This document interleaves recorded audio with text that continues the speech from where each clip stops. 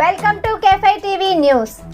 ఈరోజు అనంతపురం నగరంలో 29 ఫిబ్రవరి 2024 ప్రజా రక్షణ సమితి పిఆర్ఎస్ ఆధ్వర్యంలో ప్రజా చైతన్య సదస్సు జరిగినది.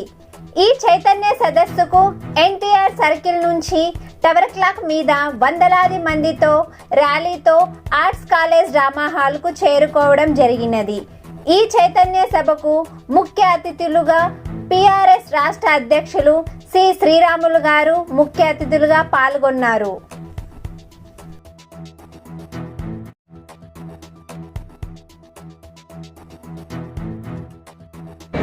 ఈరోజు ముఖ్యంగా అనంతపురం నగరంలో ప్రజారక్షణ సమితి ఆధ్వర్యంలో ఒక ప్రజా చైతన్య సభని ఏర్పాటు చేయడం జరిగినది.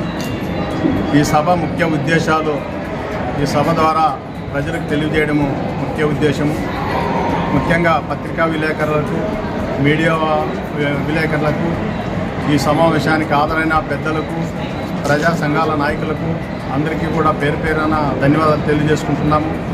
దీంట్లో ఈ సమావేశంలో ఈ మీటింగ్లో బేడ బుద్ధ సంఘం అన్ని, మరి అదేవిధంగా ఆంధ్రప్రదేశ్ భూసల సంఘం హనుమంతు, మరి అదేవిధంగా కులవృత్తులు సంఘం నాయకులు రాష్ట్ర అధ్యక్షులు లింగమయ్య గారు, మరి అదేవిధంగా వడ్డర్ల సంఘం డాక్టర్ గులాబ్ గారు, మరి అదేవిధంగా ఏపీ రజిక్ సంఘం రాష్ట్ర ప్రధాన కార్యదర్శి మన కృష్ణమూర్తి గారు, మరి అదేవిధంగా మన ఇమాం గారు మైనార్టీల తరఫున, మరి అదేవిధంగా నాగప్ప గారు, మరి న్యాయబ్రాహ్మ సంఘం తరఫున ఓబులేష్ గారు, మరి అదేవిధంగా నిషాద్ మహమ్మద్, వీళ్ళందరూ కూడా ఈ సమావేశంలో దీంట్లో పాల్గొనడం జరిగింది. వాళ్ళందరికీ ధన్యవాదాలు తెలియజేస్తున్నాను. సోదరులారా, మనకు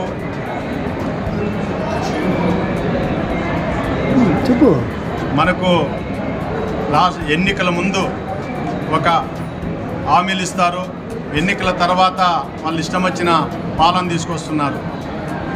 మనం ఒకసారి 2004 నుంచి అక్కడి నుంచే తీసుకుందాం. 2004 నుంచి 2004కు ముందు ఈ రాష్ట్రంలో, ఈ రాయలసీమ ప్రాంతంలో వెనకబడిన జిల్లాలు, కరువు తొలగిపోవాలని ఎన్నో ఉద్యమాలు చేయడం జరిగింది.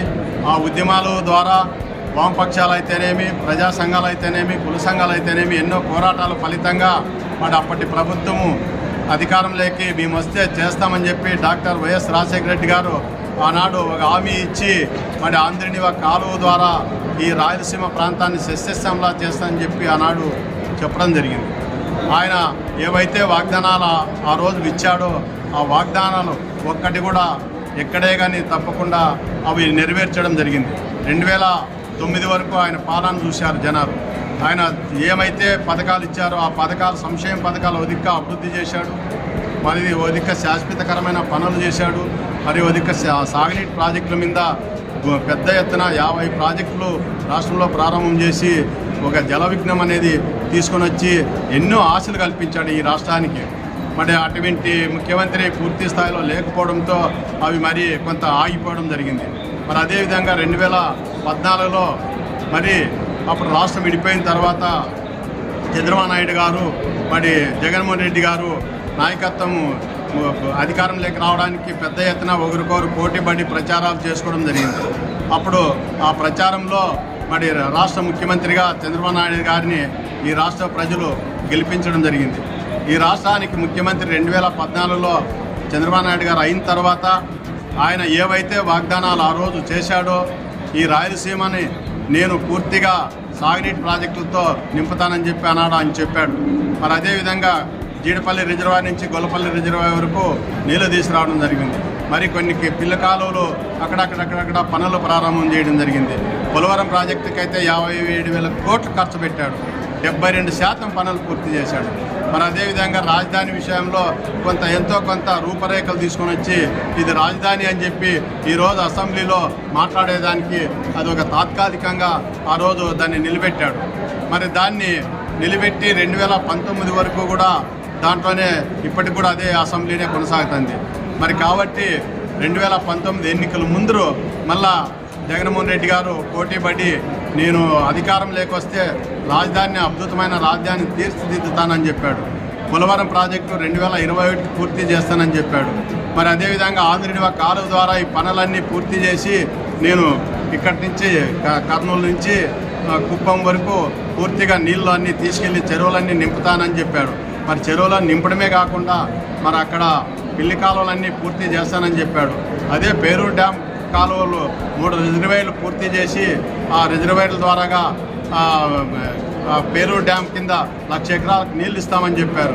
మరి ఈరోజు కూడా ఎక్కడే కానీ ఆ పనులు కూడా ప్రారంభం చేయకపోవడము చాలా దుర్మార్గమైన ఆలోచన అది. ఎందుకంటే ₹1 కూడా ఖర్చు పెట్టలేదు.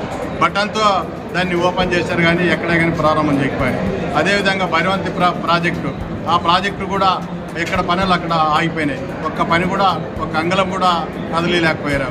మరి సాగునీటి విషయంలో ఇంత మోసం జరిగింది కాబట్టి ఇప్పటికైనా రేపు ఎవరు అధికారంలోకి వచ్చినా కూడా దాని మీద దృష్టి పెట్టాలని చెప్పి ప్రజారక్షణ సమితి తరఫున నేటి పాలకులకి రేపటి పాలకులకి ఒక హెచ్చరిక చేస్తున్నాము దీని ద్వారాగా, ఈ చైతన్య సదస్సు ద్వారా. మరి అదేవిధంగా ఈరోజు నగరాలలో కానీ అభివృద్ధి అనేది చూస్తే నిజంగా ఎక్కడ పనులు అక్కడ ఆగిపోయినాయి. ఈరోజు ఇసుక ఆ రోజు ₹1,600 ఉన్న ఇసుక ఈరోజు దాదాపు 6,000 నుంచి 7,000 రూపాయలు ఇసుక అమ్మడం వల్ల చాలామంది హౌసింగ్ ఇండ్లు కట్టుకోలేక మధ్యతరగతి కుటుంబాలు ఎక్కడోళ్ళు అక్కడ ఇండ్లు కట్టించుకోలేక ఆగిపోయినారు. దానివల్ల ఈ బేల్దారులు అయితే ఎక్కడ పనులు అక్కడ పనులు లేక పక్క రాష్ట్రాలకి వలసలు వెళ్ళిపోయినారు. నీకు కళ్యాణం ప్రాంతం కానీ, రాయదూరం ప్రాంతం కానీ, గుమ్మగట్ట ప్రాంతం కానీ, చెట్టూరు ప్రాంతం కానీ ఇట్లా పల్లెలన్నీ పోతే కూడా పల్లెల్లో అసలుకి సామాన్యులు లేనే లేరు.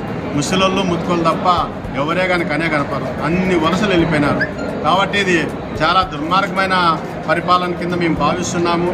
ఇటువంటి పరిపాలన పోవడానికి ప్రజలు కూడా చైతన్యం చేయడానికి సిద్ధపడుతున్నాము.